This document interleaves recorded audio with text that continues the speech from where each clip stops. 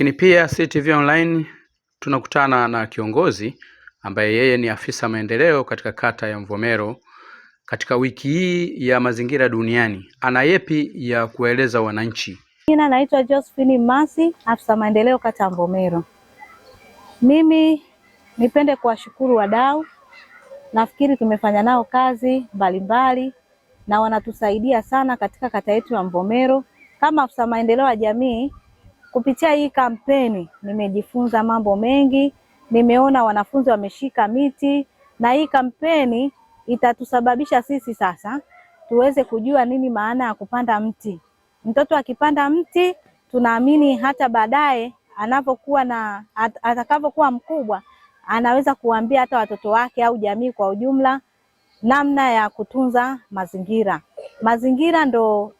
Mazingira ndo kila kitu katika taasisi kama hizi, katika majumbani. Sisi ambao tunasimamia pia vikundi, tunaamini hii miti pia itafika kwenye vikundi mbalimbali vya wanawake, walemavu na vijana. Kwa hiyo kama afisa maendeleo ya jamii naungana na nyie kuhamasisha taasisi kama hizi kupanda miti, na tunawaomba tusifanye tu hapa. Tuna shule kama 3 nyingine. Tunawaomba kama taasisi muweze kufika katika hizo shule, na pia muweze kufika katika ofisi zetu. Pia tuna maeneo ambayo ya kupanda miti. Tunawakaribisha sana. Tunaungana na nyie kufanya hii kampeni. Asanteni sana. Karibuni Mvomero. Lakini pia CTV Online hatukusita basi tulimfikia mzee huyu. Yeye ni mhasibu katika mtandao wa Mvilivika uliopo katika kata ya Mvomero. Naye alikuwepo katika shughuli nzima hii ya upandaji wa miti. Alikuwa na haya ya kuongea kwa wananchi. Mimi kwa majina naitwa Rajabu Mwingwa, ni mhasibu wa Mvilivika hapa Mvomero. Kwa kweli tunashukuru sana kwenye zoezi hili letu ambalo liliotufikia. Ni kwamba ni kweli haupengiki kwamba sasa hivi kwa kweli mabadiliko ya tabia nchi yanajitokeza sana. Imefikia wakati kwamba hata mvua hazieleweki, zinanyesha bila mpangilio, mara unakuta ukame, mara mafuriko. Kama hivi juzi mwezi uliopita, ndugu zetu wa Turiani kwa kweli wameathirika sana. Majumba yamebomoka, maji yameusomba bidhaa zote za ndani, wenye maduka, wenye biashara zote zimeenda na maji. Lakini hii yote ni kwa ajili ya mabadiliko ya tabia nchi. Tunashukuru sana ndugu zetu waliotuwezesha leo kupata miti ili tuweze kupanda kwa ajili ya kukabiliana na mabadiliko ya tabia nchi. Nashukuru sana wote ambao mliotufikia. Ili ni zoezi rasmi ambao ilikuwa adimu kwa Mvomero yetu. Tulikuwa tunasikiaga sehemu nyingine, lakini leo kwa ujio wa ndugu zetu kutupatia miche ya miti, kwa kweli tumefadhilika sana.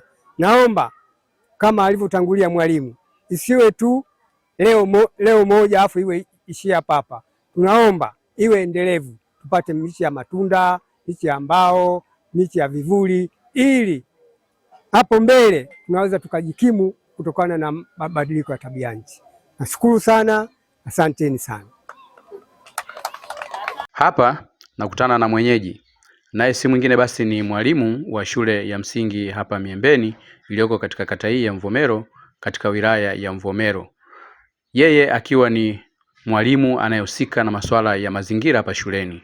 Je, ana yepi ya kuongea? Mwalimu wa mazingira shule ya msingi Miembeni au shule B. Jamani, upandaji wa miti ni muhimu. Upandaji wa miti ni muhimu kwa sababu unatusaidia kwenye utunzaji wa vyanzo vya maji, upatikanaji wa mvua, vivuli. Yaani miti ina faida kubwa. Miti ina faida kubwa, na nisiwe na maneno mengi sana, ila ni kusisitiza upandaji wa miti. Soma shuleni tu, hata majumbani huko tujitahidi kupanda miti. Hii miti sio ya vivuli tu, hii miti na tunahitaji miti ya mbao, miti ya vivuli, miti ya matunda. Tunaposema miti ya mbao inatusaidia huko kupata mvua. Miti ya vivuli inatusaidia vivuli kwa watoto wetu. Kwa hiyo tujitahidi kupanda miti kwa bidii, tupande miti kwa spidi ya 4G. Bado niseme kwa mlotuletea miti leo, tunaomba mjitahidi, msituletee miti ya mbao tu, mtuletee na miti ya matunda. Kuna wakati mtoto atakula chungwa, atakuwa amepata vitamini C kutoka shuleni. Kwa hiyo tunaomba mjitahidi kutuletea miti mchanganyiko, iwe ya vivuli, iwe ya matunda, na hata ambayo itasaidia utengenezaji wa mazingira ya kuvuta mvua na mengineyo. Asante. Yeah.